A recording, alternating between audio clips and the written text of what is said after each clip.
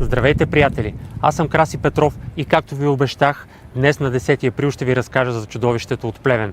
Един брутален насилник, който точно на тази дата преди 10 години и точно на рождения й ден изнасилва едно българско момиче, ученичка в елитна плевенска гимназия.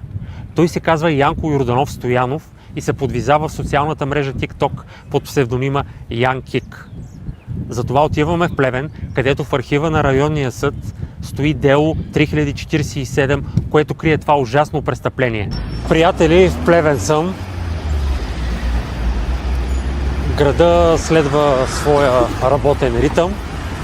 Аз ще трябва да влизам в архива и да взема дело 3047, за да може да ви прочита какво точно е извършил бруталният изнасилвач Янко Йорданов Стоянов, известен още като Ян Кик в TikTok. Приятели, дойде момента да отворим дело 3047 от 2016 година на районен съд Плевен.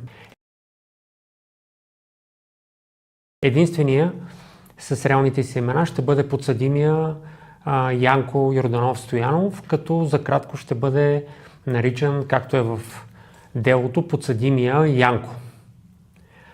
В корицата на това дело има много страдание, много страх, много преживян ужас на едно българско момиче.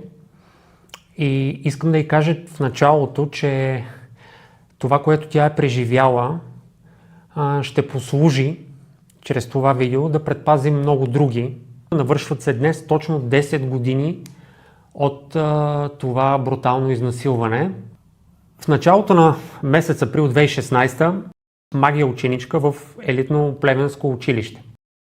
Същата се запознала с подсъдимия Янко в края на 2015 година чрез неин бивш приятел. Маги и подсъдимият Янко се познавали бегло и не били в една компания, не поддържали близки отношения лично, по телефон или по интернет и не са имали сексуални или интимни контакти. Маги се познавала със свидетелят Кико, който бил студент от края на 2015 година. Двамата не били близки приятели, но често се засичали в различни питейни заведения в Плевен и разговаряли. Маги имала добро мнение за него, изпитвала симпатии и смятала, че той също я харесва. На 10 април 2016 Маги имала рожден ден. Около 0 часа, когато настъпва рождения ден, Маги посетила дискотека в Плевен. Ще я наречем дискотека 1. Била заедно със своя брат и негови приятели. В заведението Маги не употребявала алкохол, както и други упойващи вещества. Докато се намирала в дискотека 1, както я нарекохме, Маги от мобилния си телефон пишела по месенджер с Кико, който е информирал, че се намира в друга дискотека, ще я наречем дискотека 2. Маги го попитала дали може да се видят и след като се съгласил, свидетелят Кико й обяснил къде точно е седнал в дискотека 2. Маги напуснала дискотека 1 малко след 3:30 и отишла в дискотека 2, за да се види с Кико. На едно от сепаретата бил Кико с негови приятели, сред които се намирал и подсъдимият Янко. Маги поздравила подсъдимият Янко и седнала между него и свидетеля Кико. Същата отново не употребила алкохол или други упойващи вещества, независимо, че е бил рождения ден, забележете. Около час след това, свидетелят Кико предложил на Маги да напуснат заведението. Заедно с тях тръгнал и подсъдимият Янко. Той и свидетелят Кико казали на Маги да ги изчака на задния вход на дискотеката. Двамата се отдалечили и около 5 минути по-късно пристигнали с лекия автомобил на подсъдимия Янко, който бил управляван от последния. Тук забележете, Кико вика Маги да отиде при него. Янко е там. Убеждава я да напуснат заведението и тръгват с Янко, а не само двамата. И тук е много интересно. Вместо той като кавалер и човек, който има някакъв, да речем, флирт с Маги, но и чисто като кавалер, дори да нямаха, не остава с нея да изчака Янко да се върне с автомобила, а отива с него и оставят сама да чака. Тук аз имам пълното право да предположа, че те двамата отиват да се оговорят какво да правят по-късно, както и понеже Янко се занимава с наркоразпространение, ще видите по-късно, ще го спомена, имаме пълното основание да смятаме, че отдалечаването с Янко, Кико е взел някакъв наркотик и затова Маги не би трябвало да бъде там. Автомобилът потеглил към жилищен квартал, който не се упоменава, като свидетелят Кико обяснил на Маги, че ще минат през дома на подсъдимия Янко, тъй като трябвало да вземе пари. Докато пътували свидетелката Маги и свидетелят Кико били на задната седалка, като се прегръщали и целували. Ето, флирта напредва, двамата установяват физически контакт, нищо нередно между млади хора, стига да е нормална ситуация. А тя не е, ще видиме. Когато пристигнали пред блока, Кико предложил на Маги да се качат заедно с подсъдимия и да го изчакат. Маги се съгласила и тримата се качили в апартамента, находящ се на 6-тия етаж. Това е домът на Янко, както разбирате. Той не може да отиде сам да вземе пари, трябва да бъде придружен. Влезли в едно от помещенията, в което имало бюро с компютър, стъклена маса и легло. Маги и свидетелят Кико седнали на леглото, а подсъдимият Янко донесъл 3 чаши с вода.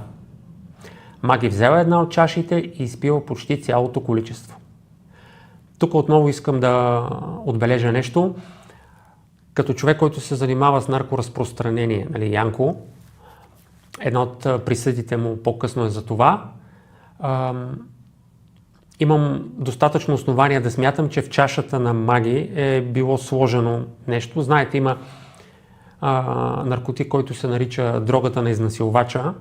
Може наистина да са били 3 чаши с вода, но в експертизите по-късно, независимо, че точно такава дрога не е намерена, тя е изключително бърза в разтварянето в кръвта и изчезва, не може да бъде хваната лесно, освен ако не е непоследствено след приемането.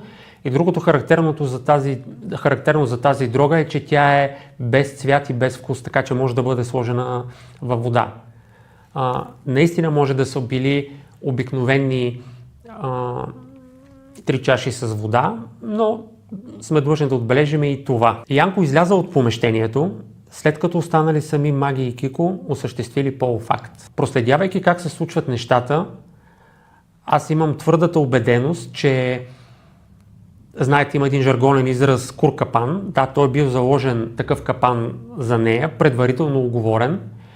И Кико напълно възможно е да е бил наркозависим, който е получил дрога в замяна на това, че е прилагал Маги в капана, или е имал задължения към занимаващия с наркоразпространение изнасилвач Янко и за това е съдействал да вкара Маги в този капан. Ние не знаеме най-първоначалната идея каква е била, дали групово да изнасилят, но в случая след като доброволно той е успял да осъществи полов акт, може това да е отпаднало. След като свършили двамата, започнали да се обличат. В този момент помещението се върнал подсъдимият Янко. Маги била само по бельой, бикини и сутиен. Веднага след като влязал подсъдимият Янко, казал с остър тон на Маги да се съблече. Маги отказала и подсъдимият Янко и нанесъл удар в областта на лицето, по дясната буза. Маги отново отказала и подсъдимият Янко повторно я ударил на същото място, като е заплашил, че ще стане лошо, ако не се съблече. В този момент Кико изляза от стаята и напуснал апартамента. Ето виждаме Кико, който е имал флирт и току-що е имал физическа близост с Маги, виждайки, че тя става обект на физическо насилие, виждайки, че заплахите към нея са да се съблече и е абсолютно логично какво ще последва, той напуска услужливо апартамента, без опит да се намеси, без опит да спре Янко, без да подаде сигнал някъде и както последствие ще видим, без въобще да се поинтересува за нея дълги часове, другия ден. Абсолютно той не се интересува. Той си свършил работата, закарал е Маги там, в лапите на Янко е и Янко е свободен да действа както си иска. След като останали насаме с подсъдимия Янко, Маги много се изплашила, тъй като не го познавала добре. Под въздействие на нанесени от удари и отправените заплахи, Маги съблякла бельото си. Подсъдимият Янко също съблякал дрехите си. Със заплашителен тон същия казал на Маги да падне на колене и да му прави фелацио. Маги започнала да лапа и да ближе половия му член, който не бил в ерекция. Съжалявам, че ще трябва да слушате толкова детални и конкретни изрази, но само така можем да разберем първо какво е преживяло това момиче, второ на какво е способен този изнасилвач, трето какво е преживяло това момиче повторно, давайки тези показания и заставайки пред съда, потвърждавайки всичко това и колкото да ни е неприятно да ги чуваме, а аз да ги изговарям и да ги чета, е нещо, през което трябва да минеме, за да сме напълно наясно този брутален изнасилвач, който иска да се скрие под маска и да се смеси с нас, претендирайки, че нищо никога не бил правил на сила, ние трябва да сме наясно какво е способен. Подсъдимият Янко казал на Маги, че докато не свърши или не си изпикае в устата, няма да я пусне да си тръгне. Маги правила фелация около 10 минути, без подсъдимия да стигне до еякулация. Тогава последният я накарал да застане по корем на леглото, застанал зад нея и извършил последователно груб вагинален и анален секс, който през цялото време я удрял силно в областта на дупето. Маги го помолила да не я удря, тъй като й причинява болка, но подсъдимият Янко е отвърнал, че ще прави каквото си иска и продължил да я удря, като през цялото време се обръщал към нея с думите: "Курва, боклук, обичам те, курво."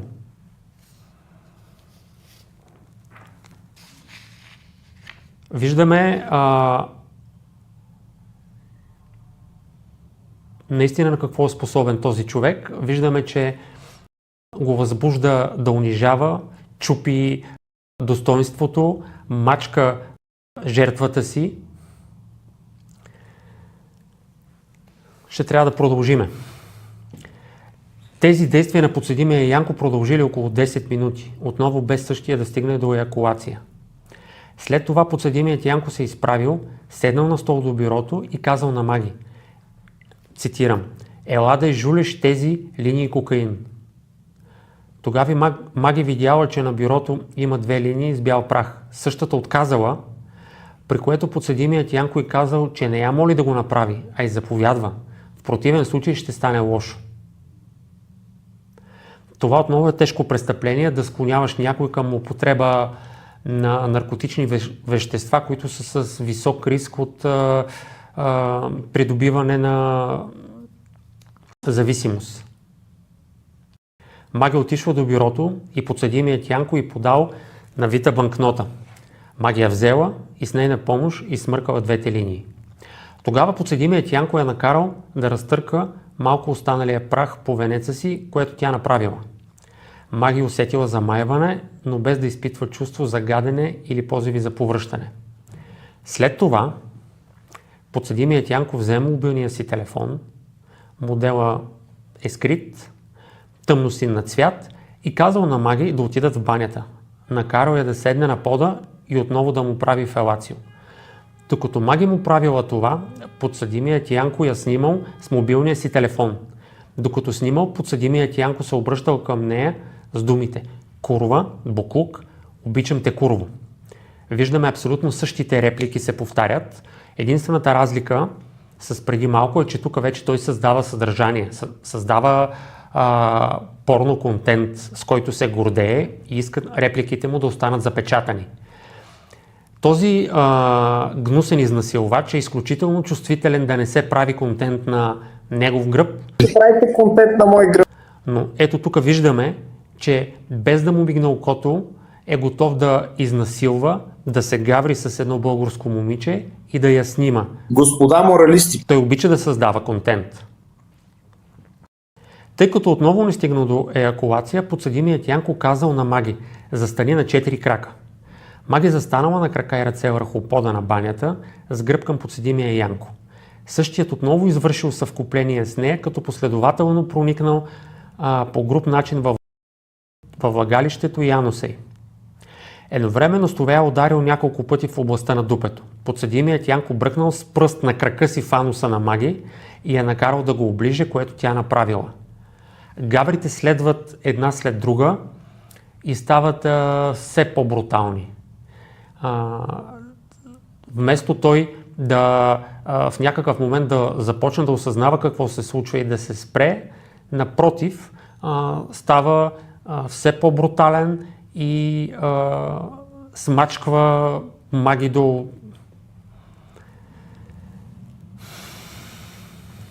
След това, отново по груб начин, проникнал с половия си член във влагалището и ануса на Маги, без да стига до еякулация. След това подсъдимият Янко казал на Маги да си почине и същата седнала на пода в банята, като се облегнала на стената. Тук се е смилил да си почине. Не мога да повярвам. Принудил я последователно да му прави чекия, цитира се думата, да ближе ануса му, да пипа тестисите му, като през цялото време снимал с мобилния си телефон. Докато е карал да прави тези неща, подсъдимият Янко казвал на Маги, че това е подарък за рождения й ден. Приятели, с всеки следващ ред се убеждавам колко брутален, безкрупулен, лишен от всякаква емпатия, жалост и съчувствие е този човек. С пълното съзнание, че това момиче има рожден ден, с пълното съзнание, че вместо тя да празнува, той прави нещо ужасно, най-ужасното нещо, което и се е случвало, той крещи въодушевен, снимайки, че това е подарък за рождения ден. Той прави подарък. Описаните действия в банята се повтаряли неколкократно в рамките на около 3-4 часа. Може ли да си представите престой в банята 3-4 часа, ротация на тези гносотии и крещенето, че това е подарък за рождения ден? Това е безкрайен ужас, през който е преминала Маги. Аз се очудвам, че не е припаднала в някакъв момент. Просто мозъка да изключи, защото не може да се пребори с стреса. Последно, Маги отново правила фелацио на подсъдимия Янко, без същия да стига до еякулация. След това подсъдимият Янко е казал да си почине. Маги около 10 минути сидяла на пода в банята, през което време подсъдимият Янко държал в ръцете си половия си член. След това обвиняем е казал: отвори си устата, защото сега ще ти се изпикая в устата. Маги отворила уста, подсъдимият Янко уринирал в нея, като й казал да гълта, което последната направила. След това уринирал върху главата и в лицето й. През цялото време подсъдимият Янко снимал с мобилния си телефон. След това двамата излезли от банята. Маги измила лицето си и се облякла. Около 12:30 часа на 10, това е вече на обед, Маги напуснал жилището на подсъдимият Янко, който е изпратил до входа. Преди това подсъдимият Янко взел мобилния й номер. Същата се прибрала в дома си с таксиметров автомобил, управляван от свидетеля Ангел. 13:40 часа на същата дата, забележете, след такова брутално изнасилване, не е оставил на момичето повече от час, веднага на същата дата, от своя мобилен номер, подсъдимият с потребителско име Y написал съобщение на Viber на Маги с мобилен номер скрит, с потребителско име скрито, като е попитал какво прави. Веднага той се интересува какво прави. Явно да опипа почвата, дали ще подава жалба, дали е пречупена, дали може да е мачка и да я ползва още. Той е изключително хитър и опипва почвата какво се случва. Двамата започнали да си пишат, като Маги му написала, че не може да възприеме какво и се е случило, не се гордее със себе си, че й тежи и не знае какво да прави. Янко много добре знае точно това. Аз вада изводи, че това не му е нито първото, нито единственото изнасилване. Той знае, че жертвата винаги търси вина в себе си, смачкана е, унизена е и, както Маги казва, мозъка и просто се опитва да се пребори с преживяното и не може да направи равносметка какво се е случило. В отговор на това подсъдимия Янко и писал: "Ей, сега ще те зарадвам. Почти всичко изтрих", и предложил да се видят. Забележете колко е хитър и подъл, благосклонен. Почти всичко изтрих. Т.е. той иска да се опита да я излъже, че има изтрити файлове от заснетите, но си остава вратичката почти. Защо казва почти, ще видим след малко. И предложил да се видят. Маги му написала, че плаче и се чувства объркана и не знае дали може да му има доверие. Подсъдимият Янко и писал, че това, което е било, си остава между тях. Двамата си разменяли съобщения до около 14:30, когато се прибрала майката на Маги. Маги била видимо разстроена, но не разказала какво се е случило на майка си. На следващия ден, 11 април 2016, в 7:30 часа, Маги била в училище. Забележете, това е следващия ден. Значи имаме изнасилване, брутално изнасилване. Същия ден, час след като се е прибрала, той продължава да я търси, да помпа съобщения, да я притиска.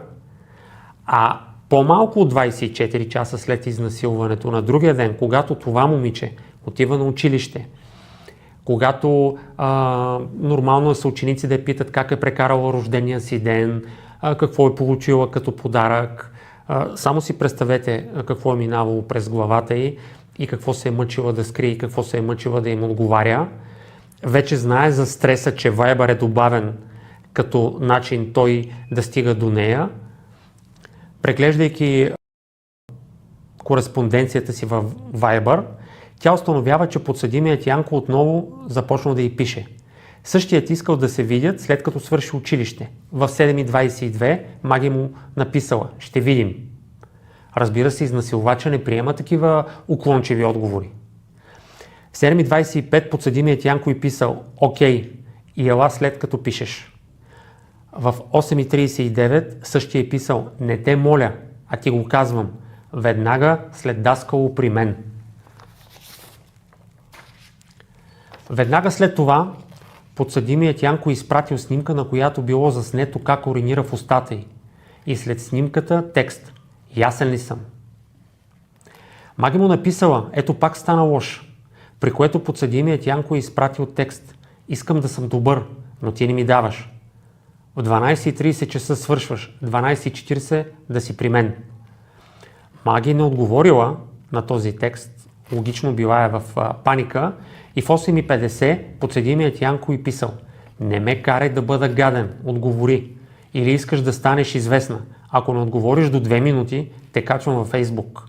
Забележете какъв стрес си образува. Давай 2 минути да отговори, иначе целият свят във Фейсбук ще види как този гнусен изнасилвач уринира в устата на това младо българско момиче, на тази ученичка.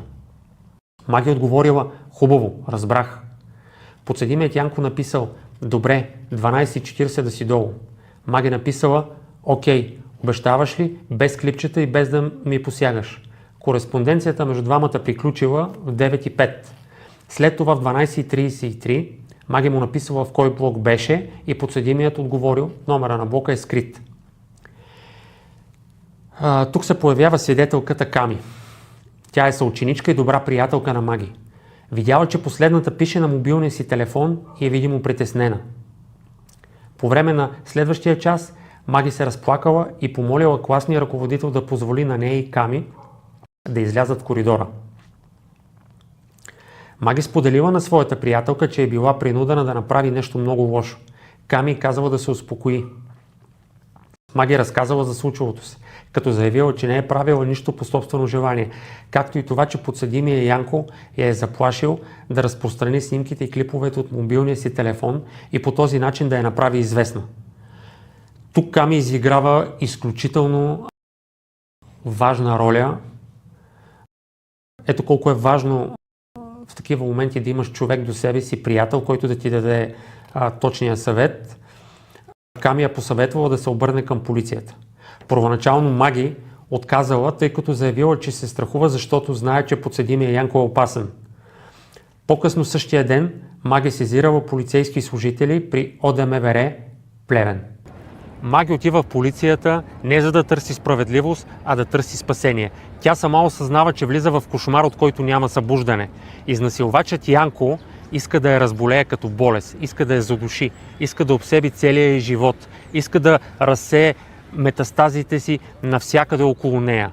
Той иска да я превърне в едно парче месо, което с пречупена воля ще изпълнява всяка негова заповед. Ще я друса с наркотици, ще я изнасилва, когато каже и където каже, и тя просто трябва да се подчинява. Могат да ни затруднят, но не могат да ни спрат. Какво се случва след отиването на Маги в полицията, ще разкажа в следващото видео. Но сега съвсем накратко ще кажа няколко думи. Полицията извършва обиск и арестува Янко Йорданов Стоянов, като прокурора му налага задържане под стража и той е приведен в следствения арест. Образувано е досъдебно производство, което после прокурора внася обвинителен акт и започва дело. Янко признава абсолютно всичко по обвинителния акт и фактите по делото. Затова делото се гледа по съкратената процедура и Янко получава една обща кумулирана присъда, намалена с 1/3 за това, че признава всичко. По всичките обвинения има различни присъди, но се взима най-голямата. Такива са законите в България в момента. След предсрочното освобождаване, предполагам за добро поведение, Янко избира да играе ролята на умряла лисица в социалната мрежа TikTok. Показва се като скромен човек, който обича да спортува на открито, да говори за теми от живота, да дава съвети как да бъдем по-добри, посочвани кои са важните неща в живота, купува си готова храна от хипермаркети и може би това цялото нещо щеше да е нормално, а то е... Малки сладки секси бомбончета, здравейте! Днескашната бележка е на стойност 10 евро 67 евроцента и за тази, бих казал, скромна цена сме закупили любимата ви салата табуле, много витаминозна, много готина, салата витамина, уникално преживяване изпълнено с витамини, друсан кебаб, печени свински мръвки с лук, 2 агнешки супички, 2 пърленки, 2 кисели млека. Всичкото това е на стойност 10 евро 67 евроцента. Спокойно храна за един ден, спокойно на мен ще ми стигна за ден и половина, защото сега не съм толкова физически активен, но спокойно храна за един ден за мъж, който полага тежък физически труд. Ето. 2 пърленки, 2 кисели млека, друсан кебаб, 2 салатки, 2 агнешки супички. Обичам ви, бъдете здрави. Чакайте, забравих да покажа, вижте какви кецове си взех. Готини ли са? Чисто нови. Чао. Дяволчета, сега ще ви покажа нещо много интересно. Ето това е нашата плодородна българска земя, която е изорана и засята. И която храни не само нас, но дори изнасяме зърнени култури, храним и други народи. Така че и ние сме дали нещо на света. Какво си дал на света, бе? Ходете с гордо изправени глави, за това, че сме българи. И това е интересното, което исках да ви покажа, че за да не кълват птичките посевите, вижте какво са направили нашите фермери. Ето тук са сложили семенца, да може от тук да си ядат птичетата, за да не кълват посепите. Много интересно решение. Няма плашила, няма такова. Даваш на природата си вземе своето на птичките и посевите и културата е запазена. Докато вие си ядете вкусно и сладко, вижте какво става тук. Здрасти, търсиш нещо за малката да яде ли? Тук няма да намерите. Ето ти...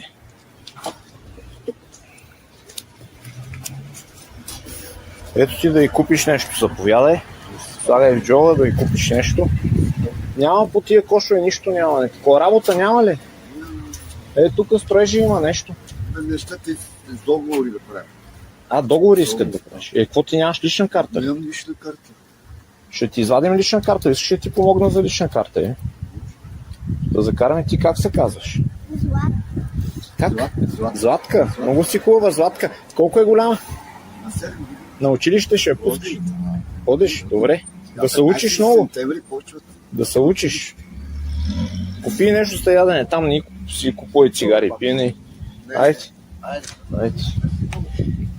Виждате ли какво става? Докато вие удобно си хапвате и си пивате, докато гифтите на бокуци от тайки, примерно като Какамара или някои други там, докато ви е забавно, докато се правите на много готини, малки деца ходят по кофите. Малки дечица ходят по кофите. Сега ще кажете, има си родители, се грижат за нея.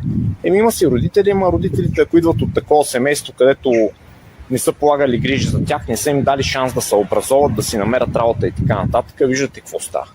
Мислете малко с тия глави и спрете да толерирате някакви бокуци от тайки. Стига, че вие направо бахти, повръща мисъл от вас. Моля ли сте толкова смотани да разберете, че този живот, който ние живеем, добрият живот, който ние живеем, той се гради на някакви ценности.